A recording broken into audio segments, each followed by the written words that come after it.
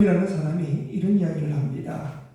인생은 소유의 삶이 아니라 존재의 삶이다. 무슨 말인가?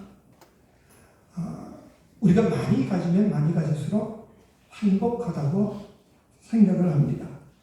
하지만 사실 우리 존재 자체가 행복하지 못하다고 그런다면 아무리 많이 가져도 그 사람은 진정한 행복을 맛볼 수가 없다. 그런 의미입니다. 여러분 이 뜻을 가만히 한번 잘 생각해 보세요.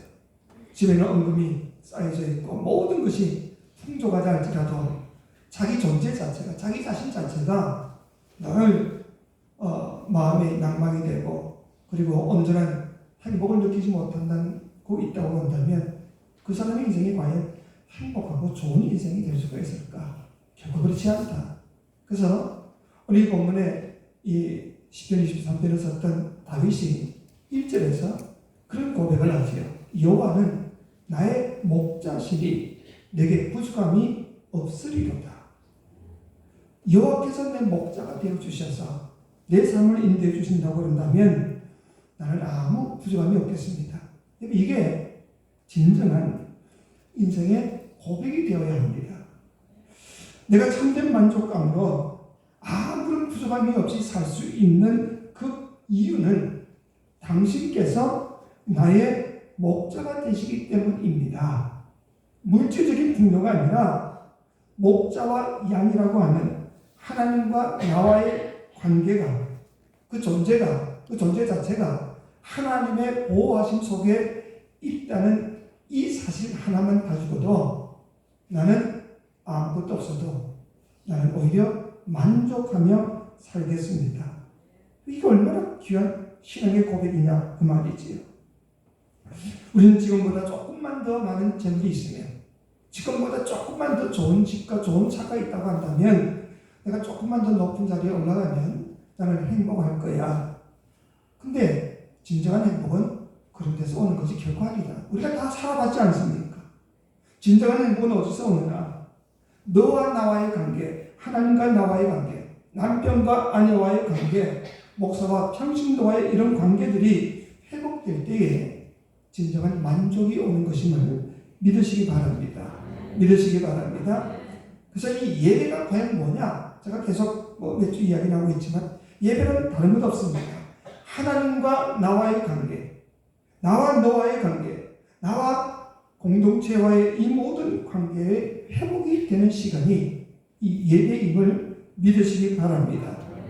하나님의 간섭하심 속에서 그동안 하나님과 나 사이에 있었던 잘못된 죄악으로 인하여 하나님과 온전한 회복을 관계를 누리지 못했던 것들이 내 죄의 고백을 통해서 하나님과 나의 관계가 회복되기 시작하면 그 속에서 참된 만족과 기쁨이 오는 시간, 너와 나와의 관계 속에서도 정말 온전치 못한 여러 가지 감정이 섞여져 있었는데 말씀을 통해서 보니까 내가 이렇게 살아서는 안 되겠구나.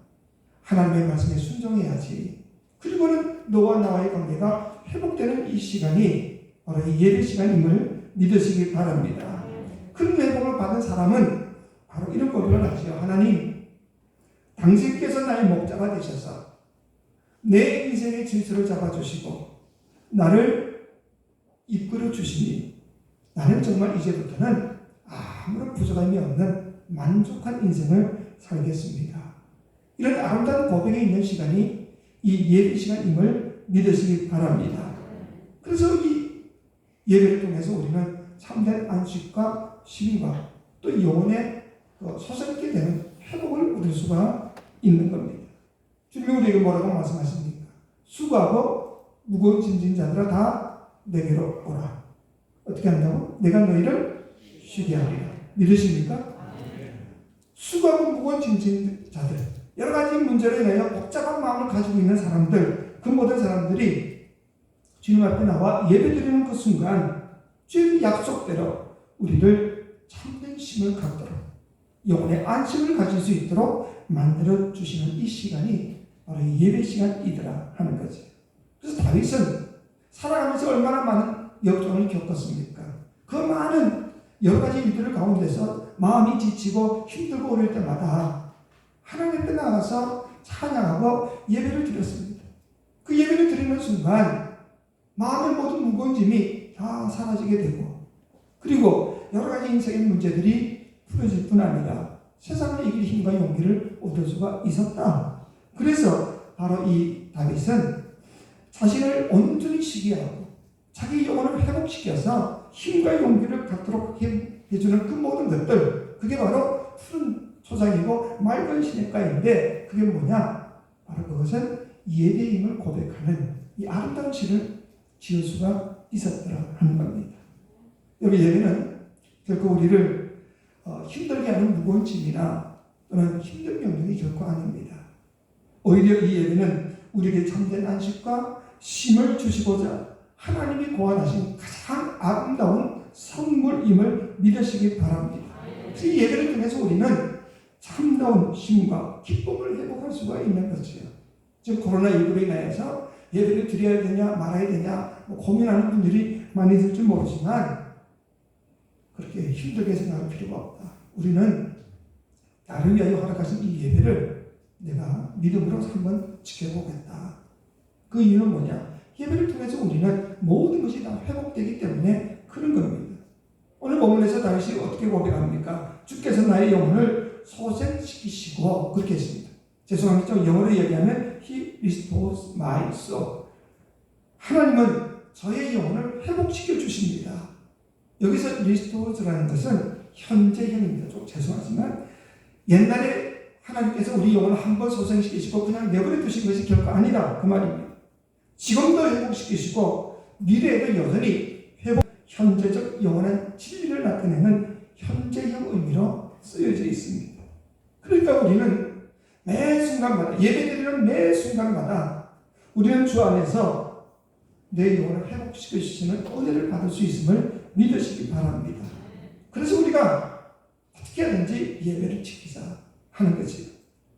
영역 성경 중에서 학자들이 많이 참가하고 있는 예루살렘 바이블이라는 것이 있습니다. 이 책에 보니까 이 리스토어라는 이 단어를 이렇게 또 바꾸었습니다. He revives my soul. 그분은 나의 영혼을 다시 살려주십니다. 그래서 revive라는 것은 회복시켜주다, 기운나게 하다, 되살아나게 하다, 의식을 되찾게 하다, 이런 뜻입니다. 일주일 동안 우리가 열심히 사회생활을 하지요. 그런데 정말 주의 뜻 가운데 살기보다는 썩어질 그 세상 것들이 나에게 참된 만족을 주는 것처럼 착각을 하면서 그게 인생의 전부인 것처럼 크게 매몰되어서 살아갔다는 거죠. 그런 가운데 몸은 육신적으로는 조금 만족을 얻는지는 몰라도 내 영혼 깊은 곳에서는 내 영혼이 점점 더 말라져가고 추워져가고 있었다는 겁니다. 근데 주일날 주님 앞에 나와 예배 드리는 그 순간 우리 영혼을 소생케 하시는 그 주의 능력을 회복받아서 우리 다시 새로운 힘과 용기를 가지고 살아갈 수 있더라, 이 말입니다. 황성조 박사님이 그래서 이렇게 표현합니다. 예배는 짐이 아니라 힘이다.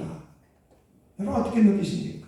예배는 짐이 아니라 힘이다. 어떤 분들은 예배를 짐으로 여기시는 분이 있습니다. 그러니까 예배 시간에 그저 억지로 의무감을 가지고 나와 앉아있는 사람도 있을 수 있어요. 근데 어떤 분들은 짐이 아니라 오히려 나에게 힘이 됩니다. 그러니 새벽 일찍부터 일어나서 집안일도 하고 여러 가지 일들을 잘 정리해 놓고 기쁨과 감사함으로 열심히 교회에 달려나오는 사람이 있죠. 그런 분들은 예배가 취미라고 생각하면 결코 그럴 수가 없는 겁니다. 미국 LA에 있는 어느 목사님이 목회를 하시는데 지금은 한국에 들어와서 목회를 하십니다. 근데 이 목사님 미국에 계실 때에 주일 예배가 아니고 새벽 기도 때에 1시간씩 차를 타고 오는 성도가 있었습니다. 하도 참 미안해가지고 그 교인에게 그런 이야기를 했다고 합니다. 참 우리 교회가 멀어서 참 죄송합니다. 그때 이분이 하시는 이야기가 아니요, 교회가 먼 게 아니라 우리 집이 먼 거지요. 여러분 어떻게 생각하십니까? 교회가 멀다고 생각하고 가기가 자꾸 부담스럽다고 생각하시는 사람은 예배 나올 때 기쁨과 감사함으로 나오기가 어렵지요. 그러나 교회는 가까운데 내 집이 멀어서 문제가 될 뿐이야. 그런 마음을 가진 사람은 얼마든지 1시간이든 2시간이든 차를 타고 기쁨으로 교회에 달려 나올 수가 있다 하는 겁니다. 이 예배를 어떻게 생각하느냐에 따라서 우리의 여러 가지 신앙생활이 확실히 달라질 수밖에 없는 겁니다. 예배는 우리의 영혼을 소생시키시는 하나님의 놀라운 축복임을 믿으시기 바랍니다. 그 믿음만 있다고 한다면 우리는 얼마든지 이 예배를 기쁨과 감사함으로 드릴 수 있지 않는가. 하지만 모세입을 통해서 하나님이 주신 안식일을 거룩히 지켜라 하는 그 말씀이 선포된 그 순간부터 4,000년 전이나 1,000년 전이나 지금이나 여전히 이 주일을 거룩하게 지킨다는 것이 사실 결코 쉬운 일은 아닙니다. 쉬웠던 적도 단 한 번도 없습니다. 지금도 얼마나 어렵게 우리가 예배를 드리고 있습니까? 하지만 하나님의 명령은 지키기 쉬워서 지키는 것이 결코 아닌 것을 아셔야 합니다. 아무리 지키기 어렵다 할지라도 하나님의 명령이라고 한다면 우리는 무조건 순종해야 하는 겁니다. 왜? 자신의 아들까지 아낌없이 나를 위해 내어주신 그 사랑의 하나님이시기 때문에, 나를 위하여 못할 것이 없으신 그 좋으신 하나님이심을 내가 믿기 때문에 그 말씀을 내가 그대로 순종해야 되지 않냐. 내 판단, 내 생각으로는 이 말씀을 지키는 것이 혹시 나에게 해가 되지 않을까, 문제가 되지 않을까, 내가 망하는 길은 아닐까, 그런 생각이 있다 할지라도 나를 사랑하시는 그 하나님에 대한 온전한 믿음만 있다고 한다면, 그래서 그 하나님이 나에게 당부하시는 이야기를 한다면 우리 기꺼이 순종하는 것이 옳은 것이 아니냐 그 말이지. 아무리 쉬워 보여도, 아무리 내가 보기에 잘될 것처럼 보인다 할지라도 나를 넘어뜨리기 위해서 수단 방법 가리지 않는 사단이 시키는 명령이라고 한다면 우리 당연히 거절해야지요. 왜? 지금 당장은 흥하는 것처럼 보일지 몰라도 결국은 망한다는 것을 우리가 알기 때문에 그런 겁니다. 그렇기 때문에 우리는 하나님의 명령이 쉽냐 어려우냐 따져서 지킬 것이 아니라 하나님의 명령이라고 한다면 우리는 무조건 순종해야 됨을 믿으시기 바랍니다. 아무리 어렵고 힘들다 할지라도 내 주의 명령에 순종해야 한다. 정말 우리가 하나님께서 내 인생의 선한 목자가 되시고 나를 위해 자신의 생명까지 아낌없이 내어주시는 정말 사랑의 하나님이시다는 것을 내가 믿는다고 한다면 내 판단, 내 생각 다 접어두고 그 명령에 따라야지. 그 명령에 따라야지. 근데 그것이 그 명령을 따르다 보면 죽는 길임을 안다고 한다면 우리는 절대로 그것을 따라서는 안 되지요. 어쨌든 우리는 주에 대한 분명한 믿음이 있다고 한다면 바로 그 모든 명령에 순종해야 된다. 주의를 거룩히 지켜라. 우리는 무조건 지켜야 한다는 거죠. 서부 개척시대 때 있었던 이야기입니다. 서부에 황금이 널려있다는 소식이 미국 전체에 퍼지니까 동부에 있던 많은 사람들이 그 황금을 얻기 위해서 전부 다 가족을 이끌고 마차를 타고 서부로 달려가기 시작합니다. 그리고는 어쨌든 좀 남들보다 빨리 도착해야 많은 금을 쟁취할 수 있다는 생각을 가지고 끊임없이 달려갑니다. 쉬지도 않고 달려갑니다. 근데 어느 한 가정은 주의 말씀대로 6일간 열심히 달리다가 주일날은 무조건 딱 멈춥니다. 그리고 말에 먹이도 주고 자기들도 주일을 예배를 드리면서 온전하게 쉬는 겁니다. 지나가는 사람들이 다 손가락 지나면 조롱합니다. 저렇게 달려서 저렇게 해서 언제 서부에 도착해서 금을 얻겠냐. 얼마나 어렸었냐. 아마 찌꺼기도 거두지 못할 거다. 비웃으면 다 갔습니다. 근데 그분은 끊임없이 주일을 예배를 드리면서 하루를 온전히 쉬면서 달렸습니다. 그리고 서부에 도착해 보니까 자기들을 조롱하며 달렸던 가족들이 한 가정도 보이지가 않는 겁니다. 이유가 뭔가 살펴보니까 이 사람들이 쉬지도 않고 계속해서 달리다 보니까 말이 지쳐서 병들어 죽게 되고 또 마차도 망가지게 되고 또 계속해서 달리다 보니까 서로 간에 이 감정들이 온전치 못해서 서로 싸우다가 뿔뿔이 흩어지게 되어서 서부에 도착한 사람들이 아무도 없더라 그 말입니다. 여러분 우리는 주의 명령이 결국은 우리를 온전케 하고 우리를 살리는 기름을 믿으시기 바랍니다. 우리가 주님 앞에 거룩히 예배드리는 이 시간이 결코 우리를 망하게 하는 것이 아니라 우리를 온전히 소생케 하는 놀라운 능력이 됨을 믿으시기 바랍니다. 우리가 주일을 빼먹어가면서 설친다고 해서 그게 다 성공하는 길은 결코 아니다 그 말이 있어요. 전 세계가 지금 코로나19로 겪으면서 경제적인 많은 어려움을 겪고는 있지만 이스라엘 나라만큼만은요 지금 굳건합니다. 참 대단한 사람들 아닙니까?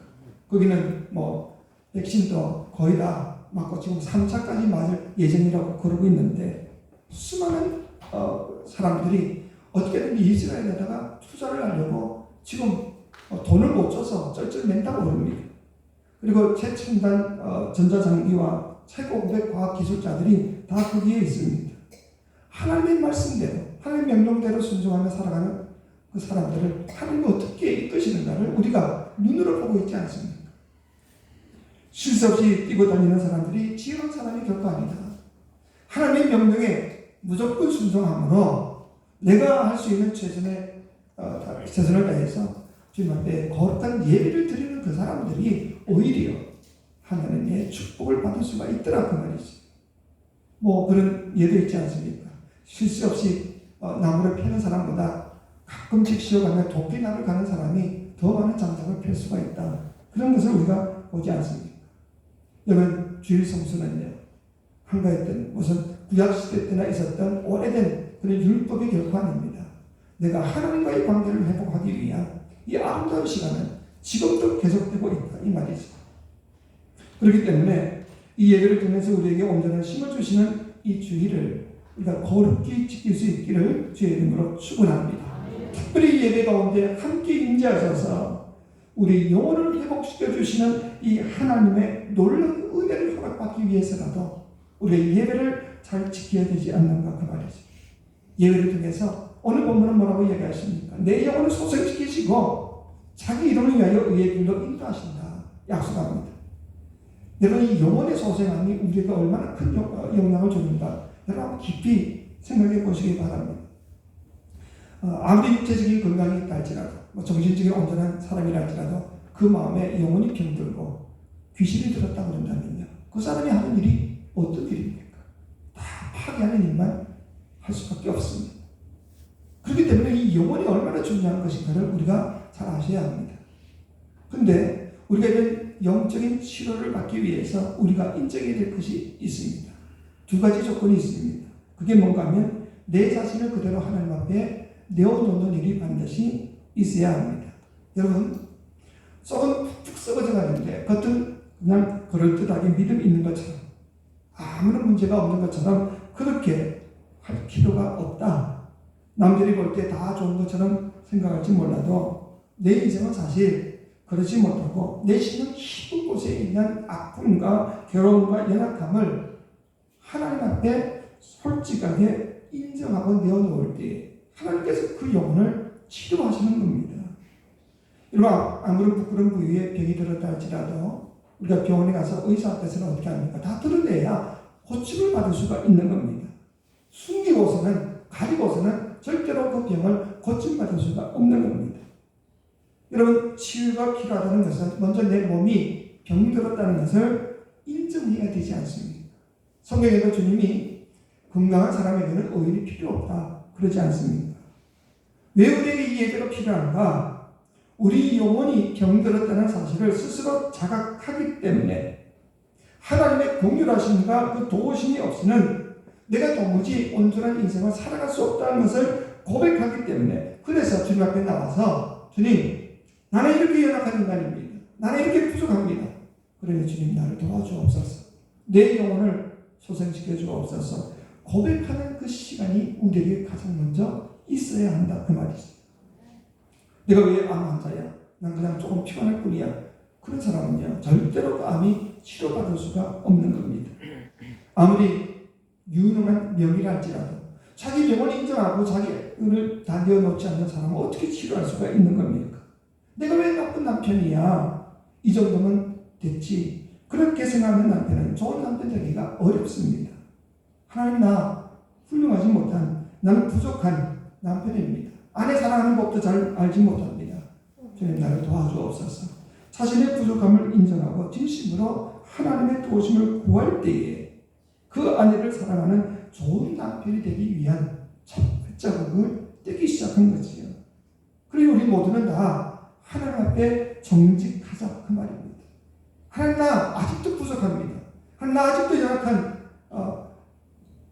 장로고 권사고 집사입니다. 그걸 솔직하게 인정해야만이 하나님께서 우리를 선한 뜻 가운데 이끌어 가신다 그 말이지. 그래 우리 문제를 해결해 줄 수가 있는 겁니다. 목회할 때마다 제가 항상 좋지는 않지요. 힘들고 어려울 때마다 제가 부르는 찬송이 있습니다. 나중에 부를 214장 찬송인데, 나 주의 도움 받고자 주 예수님께 빕니다. 그 구원 허락하시사 날 받아주소서. 내 모습 이대로 주 받아주소서. 날 위해 돌아가신 주 날 받아주소서. 특별히 3절이 제게 큰 감동이 줍니다. 내 힘과 결심이 약하여 늘 깨어지기 쉬운 주 이름으로 구원해 날 받아주소서. 그럼 우리가 얼마나 약한 인간입니까? 작심삼일이라고 그러지 않습니까? 예배 드릴 때는 그래 맞아 내가 이렇게 살아야지 그게 굳은 결심을 하고 나가는 순간 내 결심이 무너질 때도 얼마나 많던가 그 말입니다. 여러분 고집을 우리는 부리지 말아야 됩니다.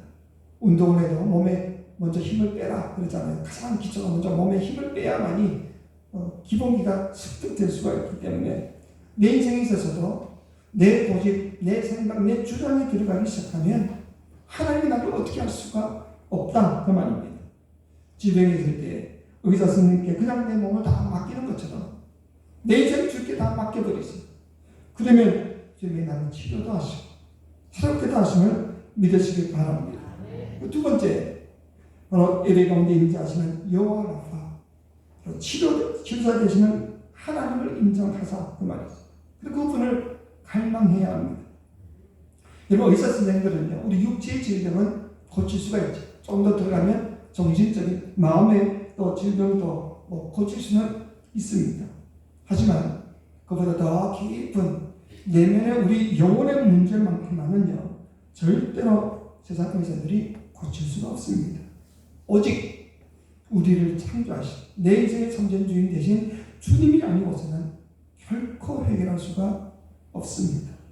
근데 깊이 한번 생각해 보십시오. 이 영혼이 병들면 마음이 힘들게 됩니다. 정신이 힘들게 됩니다. 정신과 마음이 힘들게 되면요 육체적인 질병이 나타날 수밖에 없는 겁니다. 그렇기 때문에 육체적인 질병을 아무리 잘 고쳐놓았다 할지라도 마음이 병든 사람은 결코 온전한 삶을 살 수가 없지요. 한 걸음 더 나아가서 육체도 건강하고 마음과 정신도 건강하다 할지라도 그 영혼이 병든 사람은요 절대로 온전한 삶을 살 수가 없는 겁니다. 그렇기 때문에 우리에게 있어서 가장 중요한 게 뭐냐, 바로 이 영혼임을 믿으시기 바랍니다. 믿으시기 바랍니다. 하나님의 형상으로 지원받은 내 영혼이 주님 앞에 온전히 솟게 되면 어떤 삶을 살든지, 내가 지금 병든 삶을 살든 아니면 여러 가지 고통과 아픔 속에 있다 한들 우리는 그저 주님 앞에 늘 기뻐하고 감사하는 복된 삶을 살 수 있기 때문에 그런 것이. 또 그런 사람은요 육체의 질병도 고침을 받을 수가 있는 겁니다. 1968년 미국의 한 어린 소녀가 아버지와 자동차를 타고 가다가 교통사고가 납니다. 그래서 왼쪽 다리가 크게 망가졌는데 그만 상장판이 다치게 되었습니다. 자기는 자랄수록 이 오른쪽 다리와 왼쪽 다리가 차이가 나는 거죠. 그래서 2인치, 5cm 이상 차이가 났습니다.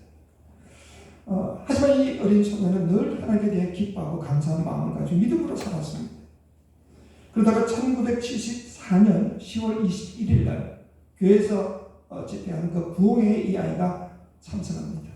그리고는요 그 예배 가운데 이상하게 한 번도 먹지 않았던 생각이 가슴속에 불쑥 들어오는 겁니다. 하나님의 뜻이라면, 하나님의 뜻이라면, 하나님의 전능하신 하나님이시라고 했는데 그 능력을 내가 믿는다 그런다면 내 왼쪽 다리도 길어지지 않겠냐, 한 번도 생각하지 않았던 그런 엉뚱한 생각을 가졌습니다. 그런데 이 아이가 이 생각을 믿음으로 가졌습니다. 그래서 그 자리에서 기도해서 하나님 내 다리를 5cm 더 길게 해주세요. 양쪽 다리가 다 온전케 해주세요. 기도했습니다. 근데 이상하게 기도 가운데 자기 다리가 자라나는 느낌이 오더라는 거죠. 그래서 이 아이가 붕이 끝날 때까지 기다리면서 벌떡 일어나가지고 자기 다리를 쥐어봤더니 왼쪽 다리가 온전히 나아졌다는 겁니다. 근데 이 아이가 나중에 1979년 9월 6일 제52대 미스 아메리카가 됩니다. 그때 이 미스 아메리카가 되었던 이 세릴 프레위트라는 이 아가씨가 그런 이야기를 합니다. 이 세상에 주님 외에, 하나님 외에 도대체 누가 이런 일을 할 수 있단 말입니까? 하나님만을 찬양합니다. 하나님만. 여러분, 사람들에게는 불가능할지 몰라도 하나님께서는 눈치 못함이 없음을 믿으시기 바랍니다. 오늘 우리 가운데서도 이 치료하시는 주님이 찾아오셨어요. 2000년 전이나 아니면 다른 나라에서만 이렇게 되는 것이 아니라 우리 가운데서도 똑같은 일을 하실 수 있음을 믿으시기 바랍니다. 믿으시기 바랍니다. 그렇기 때문에 우리의 믿음을 따라서 우리 육체의 질병도, 여러분의 마음의 병도, 아니 우리 깊은 영혼의 문제까지도 하나님께서 우리를 치료하시는 여호와 하나님을 믿을 수 있기를 주의 이름으로 축원합니다. 그 믿음 가운데서 주님은 우리 문제를 해결해 주신다 그 말이지. 하지만 여러분, 이게 전부가 아님을 아셔야 합니다. 경상북도 상주에서 농촌 목회를 하시는 목사님이 계십니다. 근데 이 목사님은 한 번도 아니고 두 번의 교통사고를 당하신 데 인해 가지고 척추를 아주 심하게 망가졌어요. 죽도록 고생을 하십니다. 그리고 그 부인은 또 사모님은 또 유방암이 걸려서 고생을 하십니다. 근데 이 두 분이 농촌 목회를 하면서 뭘 하는 거 아니? 시골 목회를 하고 은퇴하시는 목사님들을 보면 대부분 다 이 재정적으로 열악하지. 서울이나 재정이 좋은 큰 교회에서는 은퇴하시면 사택도 주고 월 얼마씩 사례도 주고 하지만 시골 교회가 뭐가 있습니까? 은퇴하고 나면 갈 곳도 없어지게 됩니다.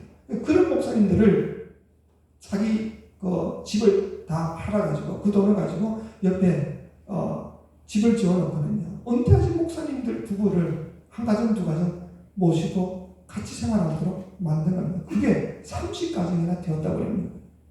성자 같은 인생을 사시는 분 아니십니까? 근데 그럼에도 불구하고 왜 하나님은 이런 목사님의 그 척추를 고쳐주지 못하나? 왜 그 사모님의 암은 고쳐주시지 않는가? 누구는 당분의 다리도 고쳐주시는데 성자 같은 삶을 정말 주를 위해서 자기의 모든 것을 바쳐 헌신하는 이런 목사님은 왜 그냥 내버려 두시는가? 여러분들은 어떻게 생각하십니까? 도대체 하나님은 무엇이며 그 뜻이 무엇이며 어떻게 하는 것이 정말 하나님께 참된 영광이 되는가? 하지만 분명한 사실은 하나님께서 우리의 병을 고쳐주시든 그대로 주시든지 간에 모든 경우를 통하여서 합력하여 손을 이루실 뿐 아니라 그 모든 것, 좋은 일이든 나쁜 일이든 그 모든 것을 통하여서 하나님은 영광 받으시는 하나님이심을 믿으시기 바랍니다. 믿으시기 바랍니다. 그렇기 때문에 우리는 우리의 이 믿음을 통해서 하나님의 뜻이라고 한다면 불치의 병이라도 고침받을 수가 있습니다. 하지만 그럼에도 불구하고 그리 아니하실지라도 병든 내 몸을 통해서 여전히 하나님은 하나님의 일을 행해 나가시고 그 일을 통해서 하나님이 여전히 영광 받으시더라 그 말입니다. 이 사실을 우리는 절대로 잊지 말아야 합니다. 병 고침을 받은 사람을 통해서만 하나님이 영광 받으시는 것이 결코 아니다. 병든 몸, 그 아픈 몸을 추스려가면서 30까지나 되는 외로운 이들을 섬겨가는 그 성자 같은 목사님을 통해서도 여전히 하나님은 영광 받으시고 있다는 사실을 우리가 기억해야 한다 하는 것입니다. 그래서 우리가 기독교 요리문답이라는 것이 있습니다. 우리 신앙의 가장 기본되는 것을 적어놓은 책인데 그 첫 번째가 뭔가 우리가 잘 알지 않습니까? 사람의 제일 되는 목적은 하나님을 영화롭게 하는 것이다. 하나님을 영화롭게 하는 것이다. 비록 그 몸이 육신적인 질병을 갖고 있다 할지라도 아니면 건강을 회복받아서 기적 같은 그런 체험을 있다 할지라도 그 모든 것을 통하여서 우리가 할 수 있는 일은 그저 하나님을 영광되게 하는 것이다. 그게 우리 인생의 목적이더라 하는 것입니다.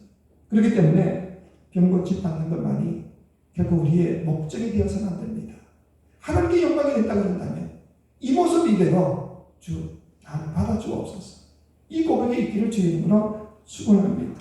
가장 중요한 것은 그래서 내 영혼이 소생되어서 이제까지는 세상적인 기쁨과 세상적인 물질이 나에게 가장 행복을 준다고 생각했는데 그 모든 것을 다 내려놓고 참된 영혼의 회복을 받아서 이제는 주님 한 분만으로 만족합니다.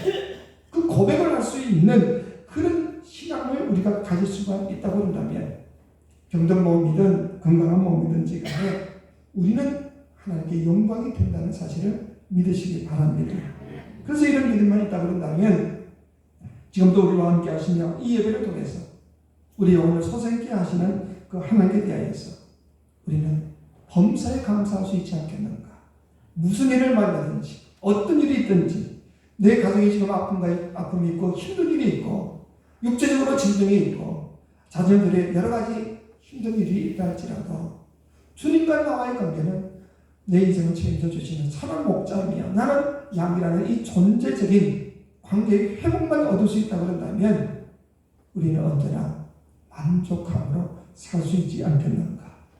범사에 감사하며 항상 기뻐하는 삶이 어디서부터 비롯되는가를 우리가 한 번 더 살펴보자 그 말이지. 그래서 주님과 나와의 관계가 온전히 회복될 수가 있다고 한다면 우리는 어떤 조건 속에서도 범사에 감사하며 항상 기뻐할 수가 있다. 이 믿음 가지고 우리 영혼을 소생시키시는 이 예배를 소홀히 하지 않고 예배를 통해서 이 놀라운 은총을 나누며 허락받는 저와 여러분 되시기를 주의 이름으로 축원합니다.